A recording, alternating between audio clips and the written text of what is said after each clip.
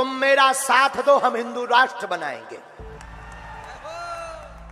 मध्य प्रदेश में छतरपुर जिले के ऐतिहासिक खजुराहो मंदिर दुनिया भर के लोगों का ध्यान खींचते हैं, लेकिन इस जिले का एक गांव गढ़ा बीते कई सालों से दूसरी वजहों से लोगों का ध्यान खींच रहा है। वजह है बागेश्वर धाम के धीरेन्द्र शास्त्री, जिनके भक्त उनमें एक चमत्कारी देखते हैं और विरोधी अंधविश्वास फैलाने का आरोप लगाते हैं। आइए जानते हैं धीरेन्द्र शास्त्री की कहानी। गढ़ा में रामकृपाल और सरोज के घर साल 1996 में धीरेन्द्र पैदा हुए। 3 भाई बहनों में सबसे बड़े धीरेन्द्र का बचपन से ही पंडिताई में खूब मन लगता। धीरेन्द्र स्कूल के लिए निकलते लेकिन मंदिर पहुंच जाते। बागेश्वर धाम वेबसाइट के मुताबिक धीरेन्द्र शास्त्री का बचपन तंगहाली में बीता। कर्मकांडी परिवार था, पूजा पाठ में जो दक्षिणा मिल जाती उसी से 5 लोगों का परिवार चलता। धीरेन्द्र ने अपने दादा सैतुलाल गर्ग से पंडिताई सीखी। फिर एक रोज धीरेन्द्र अज्ञातवास पर चले गए। गढ़ा गांव के एक शख्स ने बताया, धीरेन्द्र पता नहीं कहां पर 1 साल के लिए गायब हो गए थे। लौटे तो एकदम अलग थे। धीरे धीरे विधायकों बाहुबलियों का आना शुरू हुआ। आप ये समझो कि ये बने तो कांग्रेस नेताओं के कारण है, पर आज जो हो रहा है उसमें भाजपा का रोल है, वरना 5 साल पहले तक तो ये साइकिल और मोटरसाइकिल से घूमा करते थे। धीरेन्द्र शास्त्री अब प्लेन और कई बार प्राइवेट जेट से चलते हैं। भारत से लेकर लंदन तक उनका सम्मान होता है। बागेश्वर धाम मंदिर वाली जगह पर पहले एक प्राचीन शिव मंदिर था और उसके पास ही बालाजी का मंदिर। चंदला विधानसभा के पूर्व विधायक और मौजूदा बीजेपी विधायक राजेश प्रजापति के पिता आरडी प्रजापति कहते हैं, इन लोगों के पास घर द्वार कुछ नहीं था। पास में एक सामुदायिक भवन था जिसमें ये लोग बरसाती डालकर रहते थे, पूजा पाठ करते थे, गांव वाले मदद कर देते थे। धीरे धीरे इन्होंने दरबार लगाना शुरू किया। धीरेन्द्र के आगे बढ़ने में इंटरनेट का भी अहम रोल है और सोशल मीडिया पर उनके आज लाखों समर्थक हैं। धीरेन्द्र के दरबार में जाने के लिए टोकन लगाना पड़ता है। धीरेन्द्र के बढ़ते असर के चलते गढ़ा गांव में अब व्यावसायिक गतिविधियां भी तेज हो रही हैं। इसके साथ ही जमीन पर कब्जा करने से जुड़े आरोप भी धीरेन्द्र पर लग रहे हैं।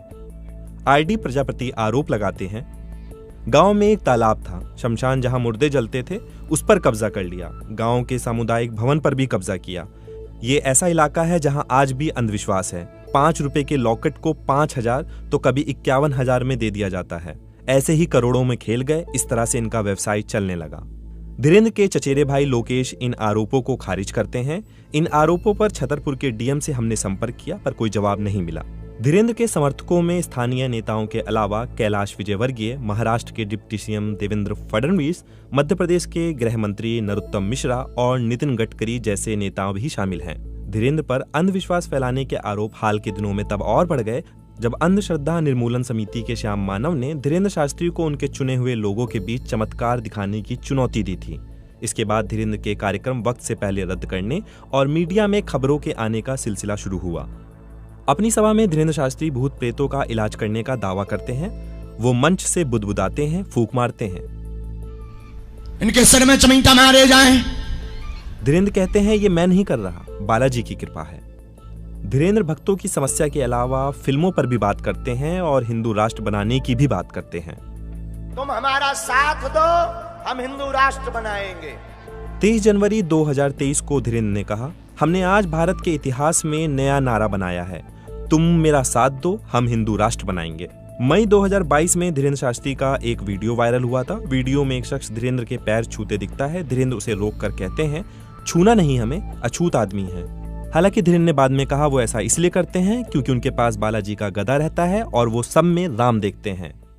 ऐसे में किसी का पैर छूना उनको सही नहीं लगता। इसके अलावा भी धीरेन्द्र के कुछ बयान चर्चा में रहे, जैसे सरकार कब तक गिराएगी बुलडोजर से, हिंदुओं को गिराना होगा। शायद आप सोच रहे होंगे कि धीरेन्द्र जो करते हैं वो असल में है क्या। इस सवाल के कई जवाब हैं। धीरेन्द्र से पूछेंगे तो जवाब मिलेगा, हम कुछ नहीं कर रहे, सब बालाजी कर रहे हैं और हमसे करवा रहे। श्रद्धालुओं से पूछेंगे तो जवाब मिलेगा, चमत्कार है। विज्ञान मनोवैज्ञानिकों और जादूगरों से पूछेंगे तो जवाब बिल्कुल अलग मिलेगा।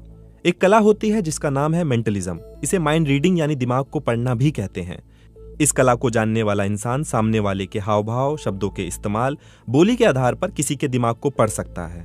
इसी कला की एक कलाकार सुहानी शाह बीबीसी से कहती हैं, जादू के अंदर कई जॉनर होते हैं, मेंटलिज्म भी उसी में से एक है। मैं 32 साल की हूं और 7 साल की उम्र से जादू की ट्रिक्स कर रही हूं। बीते 10 सालों से मेंटलिज्म कर रही हूं। मेंटलिज्म में कई तकनीक होती हैं। कई बार आंखों की मूवमेंट, हाव भाव, बोलने के तरीकों से सामने वाले की बात को जाना जा सकता है। ये पूरी कला लोगों के दिमाग के आसपास होती है। जिसे कला बोलते हैं, धीरेन्द्र उसे चमत्कार बोल रहे हैं। ऐसा नहीं है कि इस तरह से लोगों की परेशानियों को किसी कहे या अनकहे चमत्कार से दूर करने वालों में धीरेन्द्र शास्त्री अकेला नाम है। ईसाइयों, मुसलमानों में भी कई ऐसे लोग हुए हैं जो कभी हालेलुया तो कभी कुरान की आयतें पढ़कर लोगों के दुख दूर करने का दावा करते दिखते हैं।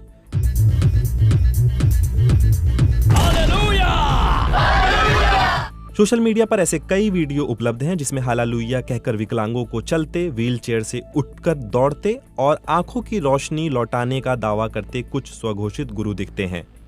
पीके और ट्रांस जैसी कुछ फिल्मों में इन स्वघोषित गुरुओं पर तंज भी कसा गया है। पर्दे पर भले ही ऐसे लोगों की कहानियां और सच सामने लाने की कोशिशें हो रही हों, लेकिन हकीकत में लोगों की श्रद्धा और विश्वास धर्म से जुड़े गुरुओं पर बढ़ रहा है।